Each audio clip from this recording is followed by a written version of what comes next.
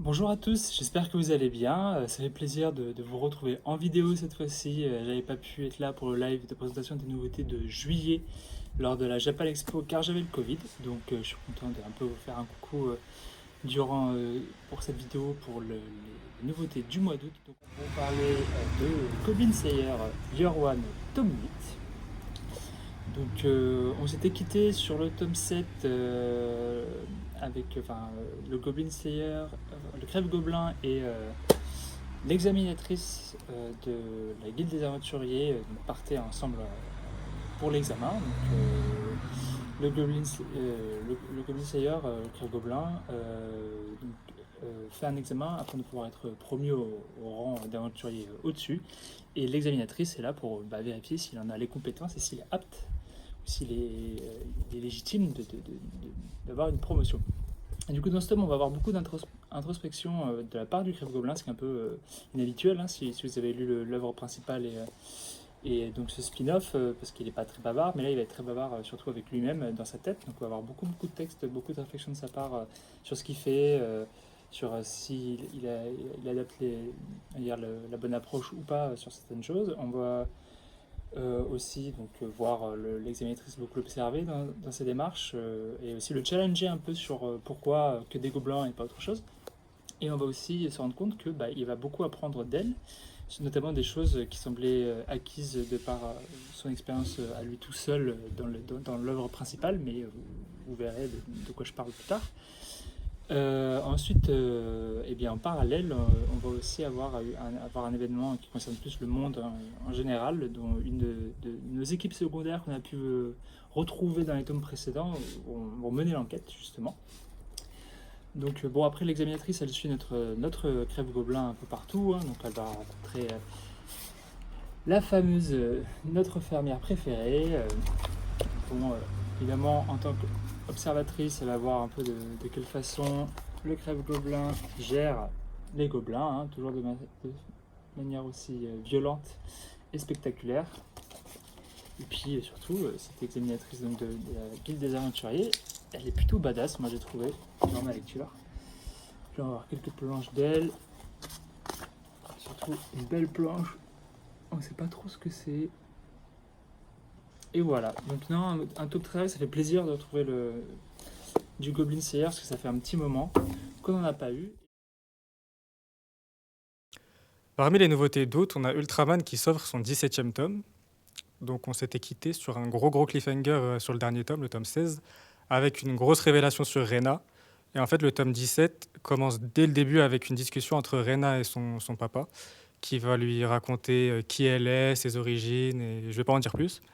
Dans ce tome-là, on a aussi la Z ton corps qui va se mettre à bouger, qui va vraiment bouger, qui va commencer à attaquer un peu la Terre. Et en fait, on va se demander dans ce tome-là si Rena, ce serait pas un peu la clé pour les battre, en fait. Et donc, pour ceux qui ne savent pas de quoi ça parle Ultraman, Ultraman, c'est une série qui est très ancienne. Et en fait, là, c'est la suite en manga qui adapte en fait l'histoire du fils d'Ultraman. En fait, à l'époque, Ultraman, il se battait contre des kaijus. Et là, c'est l'histoire de son fils, qui est beaucoup moins preux-chevalier que lui. Et donc voilà, je vous invite à découvrir la série à travers ces 17 tomes. Et là, c'est vraiment un tome clé. Donc ceux qui ne sont pas à jour, mettez-vous vite à jour. Parmi les nouveautés du mois d'août, le tome 8 de Satan 666.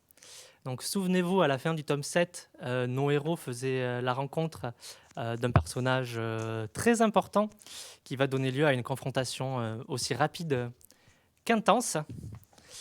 Suite à ça, ils prennent la direction d'une ville dans le désert qui s'appelle Rockbird, ville qui accueille une fois tous les 4 ans un tournoi de combattants OPT. Ce tournoi sera donc l'occasion de faire la rencontre de nombreux nouveaux personnages. Et il se trouve que le vainqueur du tournoi se voit remettre un artefact légendaire. Donc Ruby, en entendant cela, fait en sorte que Gio et Bol s'inscrivent un peu à l'insu de leur plan gay. Et un tome 8 qui finit sur un énorme cliffhanger. Mais comme les choses sont bien faites, ce tome 8 sort en même temps que le tome 9.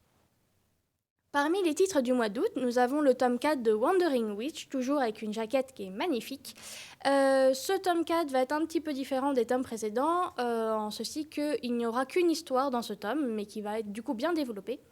Nous allons du coup suivre toujours Elena, mais qui va venir en aide à une jeune femme qui s'appelle Amnesia. Et cette jeune femme a une particularité, c'est-à-dire que chaque soir, elle perd la mémoire et donc elle note tout dans un journal qu'elle relit le lendemain pour essayer de se rappeler de pourquoi elle est là, qui elle est, où est-ce qu'elle va. Et Elena va essayer justement de l'aider à retourner chez elle pour lever la malédiction et comprendre pourquoi elle l'avait et qu'est-ce qui s'est passé. Donc c'est toujours un titre, c'est du pur Wandering Witch, donc on va avoir vraiment à la fois des côtés très touchants, très mignons, mais également beaucoup plus sombres, tragiques même, mais toujours avec cette patte qu'on aime beaucoup dans cette série. Avec toujours de superbes dessins. À présent, je vais vous parler d'un titre que j'aime beaucoup, c'est Les Héros de la Galaxie et son tome 16. Donc dans le tome précédent, on s'était arrêté, comme d'habitude, sur une guerre entre l'Empire et l'Alliance, sauf que cette fois-ci, il y a une troisième puissance mondiale qui essaye de ramener son grain de sel pour essayer de tirer des bénéfices de la guerre.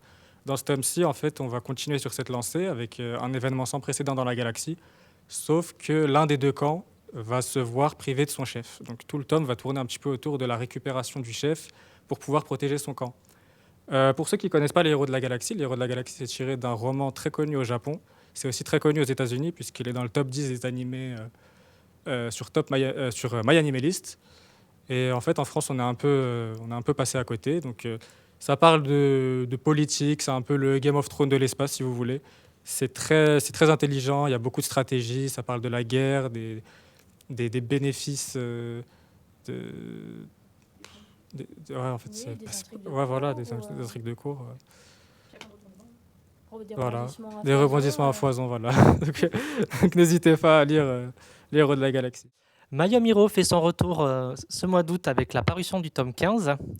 Donc, comme d'habitude avec cette série, nous n'allons pas vous montrer son contenu, mais vous lire le texte de 4e. Combien de personnes ai-je déjà tuées de mes propres mains? Et combien vais-je en tuer à l'avenir? Donc Mayome Hiro, qu'est-ce que c'est pour ceux qui débarquent? Mayome Hiro, c'est donc l'histoire de Tetsuo, un père de famille qui se rend compte que sa fille sort avec un individu peu recommandable. Et quand il se rend compte que cet individu est un yakuza et qu'en plus il maltraite sa fille, il voit rouge et le tue. Ce faisant, il se retrouve mêlé au milieu de la mafia, des yakuza qui vont le rechercher. Et 15 tomes plus tard, voilà. Donc lancez-vous dans l'aventure Mayome Hiro. On continue avec le tome 7 de Blue Eye Sword. Alors, dans le tome précédent, sans essayer de trop en dire, il y a eu une grosse bataille, qui s'est pas très bien finie. Et du coup, là, les personnages doivent essayer de rebondir après ça. Et chacun ils vont se disperser en plusieurs groupes et aller chacun se disperser dans le pays pour remplir ses objectifs particuliers. Donc nous avons notamment Akame qui va décider de partir parce qu'elle a vu quelqu'un qu'elle ne pensait pas revoir ici et elle veut comprendre ce que cette personne fait là. Et de son côté, Inoa va essayer de trouver une solution pour ramener la paix à ce monde qui est dans une époque des plus troublées. Donc voilà, ça va être pareil, on va avoir des scènes un peu violentes, mais ça va être beaucoup plus calme que le tome précédent. Où ça va être un peu une sorte de transition, ça va permettre aux héros de refaire un point, de se rassembler, de se remettre de leurs émotions et de trouver une nouvelle stratégie. Et notamment dans ce tome, on a 2 nouveaux personnages qui arrivent, qui sont les 2 sur la jaquette. Je ne vous en dis pas plus, vous les trouverez, mais ce sont des personnes qui auront une importance très grande pour la suite des aventures de nos héros. Donc à présent, je vais vous parler du plus grand manga de sport de l'histoire, j'ai nommé Hippo, qui revient avec un 124e tome, et c'est donc le 15e tome de la saison 6. Donc comme vous le savez, là on est un peu à un moment un peu bilan pour Hippo. On est sur des tomes beaucoup moins axés sur la boxe, axés sur les combats qu'on a pu en avoir dans les saisons précédentes. Beaucoup de remises en question pour Hippo, il a pris en maturité, il a pris en âge. Il est beaucoup plus posé, il passe beaucoup plus de temps avec sa petite copine. Sa mère, c'est devenu sa priorité, il ne veut plus qu'elle s'inquiète, etc. Donc on est vraiment sur des tomes beaucoup plus, je dirais, plus posés et plus intéressants pour Hippo. On est vraiment dans sa psyché, dans sa psychologie. Donc je vous invite vraiment à vous le procurer. C'est un tome vraiment très très intéressant. Et à la fin, vous avez une discussion avec Miyata qui est qui est aussi un peu dans une phase comme ça. Et on a une discussion très intéressante entre les deux rivaux de toujours. Donc voilà, allez vous le procurer. Comme chaque mois, nous retrouvons un nouveau tome des aventures d'Arsène Lupin avec le tome 6. Donc ce tome 6 correspond au tome 1 de l'édition parue en 2017. Mais suite à une volonté de l'auteur, nous ressortons donc en 10 tomes l'ensemble des histoires d'Arsène Lupin. Vous retrouvez tout le détail sur le rabat de la 4e de couverture. Donc voilà, dans ce tome 6, du coup, comparé au tome 1 de 2017, vous avez en plus quelques contenus supplémentaires avec certaines cases qui ont été retravaillées, notamment les décors derrière les personnages, quelques mots de l'auteur, des pages couleurs également. Donc voilà, pour découvrir ou redécouvrir cette nouvelle adaptation de l'œuvre de Maurice Leblanc. On se retrouve, nous, normalement, le 6 septembre pour le premier live de cette rentrée, pour le premier Curo Live. Voilà. Donc, bonnes vacances, bonne fin de vacances à tous et on se retrouve pour la rentrée. Ciao, ciao. Donc à présent, je vais vous parler d'un titre que j'aime beaucoup. T'as oublié le micro. Attention. Faut pas que je rigole encore. Tu peux rigoler. Eh bien, tu rigoles maintenant. Finalement, décale-toi un chouïa vers ta droite, Ilias. Mais vraiment, tout tac, voilà, stop. J'ai hurlé, ça. quand j'ai hurlé. Oui, mais Regarde si tu fais. J'ai l'impression d'être le Attends. présentateur de round dans les têtes de boxe ou de catch. Juste souris et sois beau. Voilà. Exactement. Pour une fois que c'est pas la meuf qui fait ça, c'est Mais oui, voilà, c'est good. je peux y aller. Ah non, commence pas.